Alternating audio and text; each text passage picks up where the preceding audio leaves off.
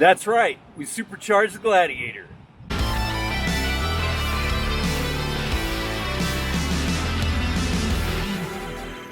Hey everybody, it's Bobo with X's Jeeps, and we custom build badass Jeeps. I got a phone call a few weeks ago from a company called Hamburger's Superchargers. Apparently they had watched our YouTube video where we tried forced induction on the Gladiator and it didn't work out. So they gave me a call and said that they had a product they guaranteed we would love it. Listed off a lot of reasons why we should try them out. A couple of things that stuck out the most were 3-year, 36,000 mile drivetrain warranty, and the fact that they have a Jeep at Jeep being evaluated so that they could be the actual Mopar licensed supercharger. I did some asking around. Turns out they were telling the truth. Did a little bit more investigating. Tons of emails back and forth because, you know, I like to have as much information as I could this time around. But the real selling point when I decided I would go ahead and try this out was I tried to tow something with the Jeep and it was just gutless. Even with the 538 gears, Jeep truck just didn't have that much power. So I said, you know what?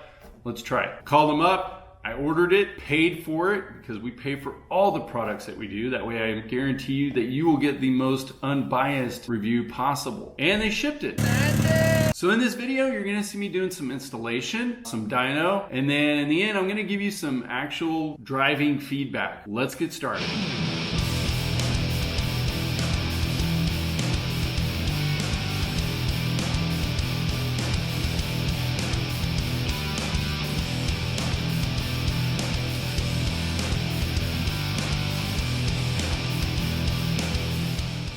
I'm at a point in the installation. I want to take a break and kind of cover what I've done so far and what I'm about to start doing now. So far, I pulled the plenum off and I changed the injectors out, and I changed the spark plugs, and I've relocated the alternator to the lower driver's side of the engine. Hamburger's really good about, they included some awesome brackets to do that with, really robust. Pretty cool actually how they did that. I've notched the front of the engine and I'm about to start installing the supercharger now. Well, Bo videos everything. Give him a break because it's the first time he's ever videoed me.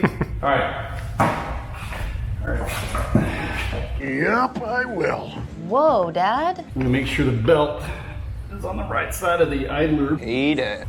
I'm gonna get this bolt started, make sure the belt over here on the driver's side is on the right side of its idler. Just like the alternator bracket, there's 3 bolts holding it in, and there's some spacers. So just wanna make sure that bolt's started, and then run these other ones in. All right, I think I got them all started pretty good. Belts still look like they're in good position. All we gotta do is move the tensioner and then put the belt on. So let me tighten these guys up real quick. So one thing I noticed that wasn't really included in the instructions was this particular bolt that I'm bolting up right now can't be put in once the supercharger is mounted to the plate. So you wanna put this bolt in to this plate, the mounting bracket, before you bolt up the supercharger. Once I had the supercharger mounted to the plate, the bracket originally, I had to take it back off and then put the bolt in. And that was because the discharge on the supercharger was in the way. So let's bolt it up now. Make sure it's tight. Now then. Dad! Hey, Dad! Get my big ratchet wrench. We're gonna need Blake. What's up? Come here, Blake. Are you okay? All right, I'm gonna push on this, and you put the belt on the supercharger. Use your man grip. That's it. All right. All right. You wanna go toss around the pigskin there, Dad? Cool. Couldn't have done that without my trusty snap-on wrench, extended half-inch drive, whatever this is.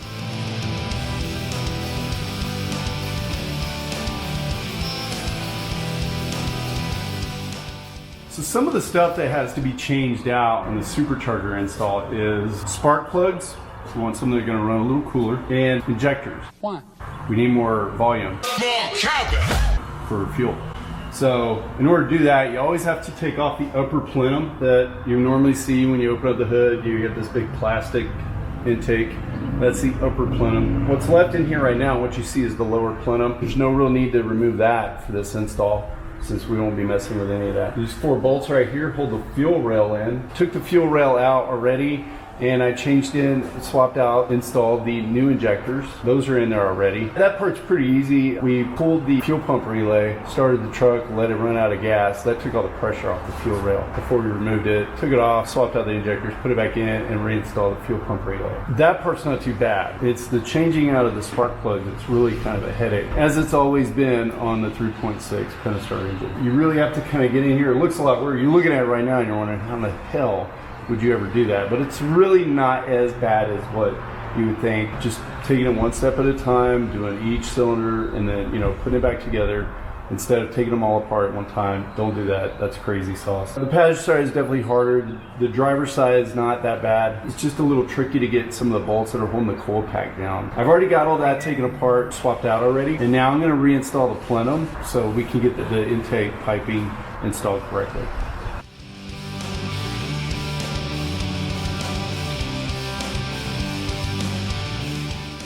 Really, everything's bolting up very nicely. Kind of having fun doing it. I'm not in a rush, but everything, the instructions are very clear, very detailed, not too detailed. The parts are labeled really well. I already do some of the stuff that I really don't enjoy, which is wiring. You have to extend the wiring connections for both the charging wire and signal wires, I guess. Check this out. I've already extended the main wire, which is really nice. They give us a really nice heavy gauge wire, and then a splice with some nice heavy duty shrink wrap for it. Some Allen head lugs in there. So we just cut the main wire, voltage wire earlier, trimmed it back, put that splice on there. Anyways, and then shrink wrapped it and hooked it up to the alternator. Now I've got the signal wires here. I'm gonna plug in the alternator and then run it up and splice it in where it was originally at. Plugged it in, latch it. I'm gonna follow that main wire. Make sure I trim back. Just my phone. I feel like if we show enough Snap-on tools in the videos, maybe they'll start sponsoring us. They just send us a toolbox full of tools. Call me. Now you have to. They did supply these butt splices, nice butt splices that we are using. Fun fact about the JL JT is even though we disconnected the main battery, notice I said main, I completely forgot about the secondary battery, the start-stop battery. So while I was messing around, extending that main wire, charging wire, whatever you want to call it, I hit the supercharger a couple of times. You see a couple of spots here and down here where it arced out. And that reminded me that the secondary battery is still in play. Shouldn't be a problem anymore now that I got the main power wires spliced together and shrink wrapped. Heat shrink. Shrink wrapped. John Hancock. It's Herbie Hancock.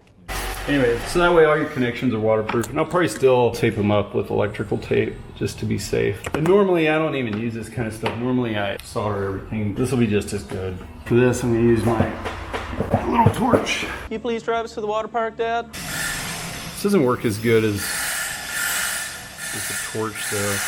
11 minutes later. Oh my god, this takes forever. 3 hours later. Hopefully that's all for wiring. As far as cutting and splicing goes, I'm going to tape up the connections that I just heat shrunk, and then I'm going to zip tie them to that main voltage wire that runs down the alternator. Hopefully be done with wiring. Now I've got the wire zip tied to the main wire. You want to make sure that when you cut your zip ties off that you use some flush cuts. That way you can cut them off as close as possible to the zip tie. You don't leave any sharp edges out there to ever, I've done it lots of times. In fact, I got a pretty good scar right there. Can't really see it on camera, but that was done by a plastic zip tie that was cut off and left about an 1/8 inch. It was super sharp. Ended up cutting my skin. This morning, I've been putting together the oil cooler assembly for the Supercharger. Really nice bracketry. It's bolted up really nice, and it came with a couple of fans. Electric fans and fittings on top. Normally you would mount it up underneath the radiator somewhere, but with the bumper that we're running, Evo 1/4 pounder, we don't have any protection for this cooler if we mounted it where the manufacturer said to mount it. So I figured out a way. I'm just going to mount it directly behind the winch on the bottom of the 1/4 pounder. The bottom of the cooler is going to sit flush with the bottom of the bumper. I think for everyday driving that's probably fine, but if you're going off-road, you're probably going to want some skid plate there. So I'll probably come back after the install is done later on and put some sort of skid protection underneath it, just so it doesn't take a direct hit. I also had to make some drop brackets for the sway bar, about 3-inch drop brackets. Not a big deal, it sounds a lot worse than it really is, but you'll see in a minute when I install those. It's going to lower it down a little bit lower than the Evo 1/4 pounder is, but not enough to cause any aesthetic or functional problem. All right, I'm going to get to work prepping the bumper right here to weld this up. All right, now that I got the oil cooler assembly mounted underneath the radiator and behind the bumper and winch assembly, I'm gonna go ahead and install these brackets, drop brackets I made for the front sway bar. As it was, the sway bar was gonna be in the way of the fans on the back of the oil cooler. Just made some brackets this morning real quick. Those are just gonna go in between the frame and the sway bars is now. Ran down to fasten all. Got some longer bolts. And I'm gonna bolt that guy up. Sway bar's been relocated, and now we think the next thing I'm gonna do is start installing the intercooler for the supercharger, the inlet and the discharge hoses as well. I don't think there's a whole lot left after that. Maybe some wiring for the fans, some cleanup on the box, the stock housing for the oil filter. We gotta do some cutting and trimming on that. I think we're getting close to the end of the install, really. It's just a lot of little detail work now.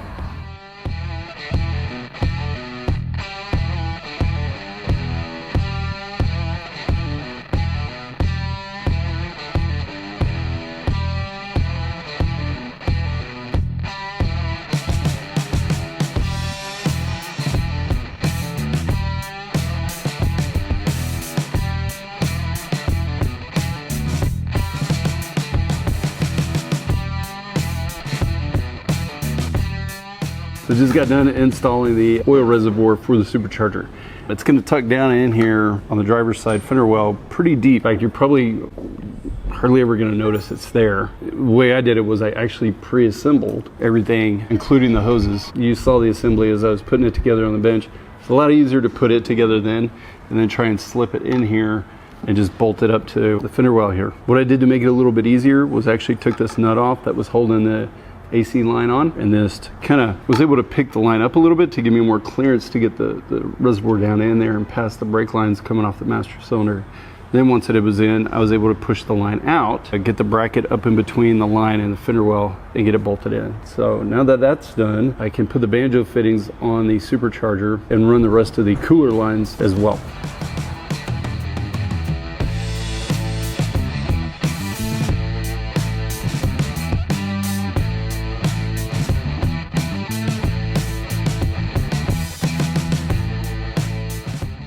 For the most part, the install is complete. I am going to flash in the tune from Hamburgers. Once the tune is flashed in, I'm going to start and stop the engine real quick a couple times and make sure that the reservoir for the supercharger oil is pretty much leveled out. So I'll make sure I get all the air out. So I don't want to run it continuously. I just want to bump it a couple times on and off. And then we're going to go for a drive.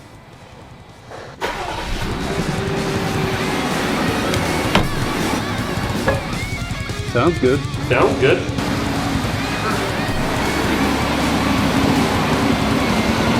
Oh, I gotta mount my light bar. I think it's still leaking. No. No.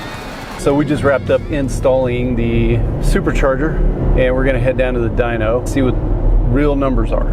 If you recall, last time we did this, took it over to the dyno, we made some pulls before anything was installed. So our baseline was 219 at the wheels, and that's just the stock, no tuning at all, 3.6 Pentastar engine. 40-inch tires, 538 gears, 1-ton axles. It's a well-built Jeep. So far, the startup went well. I tightened up a couple of fittings on the oil lines for the supercharger that were leaking. Those are good to go, and we're gonna see what it does.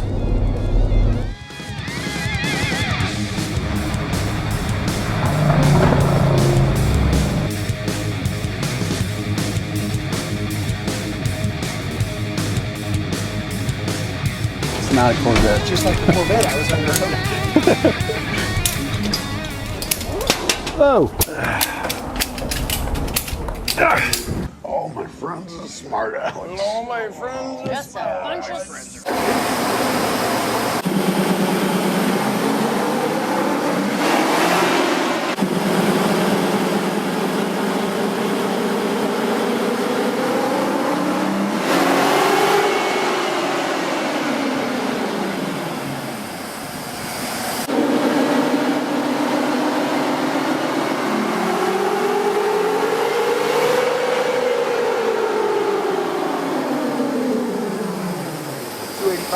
What gear was that? Fourth. So we just wrapped up on the dyno, kind of. It turns out that we still have a leak, an oil leak on the return line into the Supercharger's oil reservoir. I've tightened it up again with the impact this time, hoping that that will stop the leak. I lost so much oil out of it, it wasn't registered on the dipstick. Still in there, but I want to make sure that I put oil in it before I leave the dyno. So how did we do on the dyno? Power was 285, and I don't think that was peak power. I'm not used to dynoing this setup. It tends to downshift or has a speed limiter at 85, but anyways, 285 from 219 to 285 is still pretty good. Now it's just a matter of driving it around and seeing how it does. I can tell you it's super quiet. I don't hear it at all. I mean, you would never know that this thing has actually got a supercharger on it. It doesn't sound like a supercharger. Pretty cool. I'm anxious to get the leak stopped, get this thing on the road, and just start driving it around and see how it goes. We're gonna head back to the shop. I'm gonna pick up some oil, go back, fill it up, and then go home for the day. But yeah, overall, nice install. I love the install. I can't wait to put some miles on this thing and really give you guys another video. We'll maybe do like an update here in a couple weeks on the performance of it and how it's been doing. But I can tell you right now that if it works out the way that I'm hoping it will, I think we're going to be selling and installing a lot of these. It's not over the top. The power doesn't come on all of a sudden. I would say you hardly notice any power. Not like the turbo where it just came on all of a sudden and you shot off. This just feels like it has more power now, which is kind of what I want. I don't want the price tag of the V8. And I don't want like this crazy boost coming in all of a sudden. I just want it to have more power. That's what it's doing. So we'll be back with an update in a few weeks.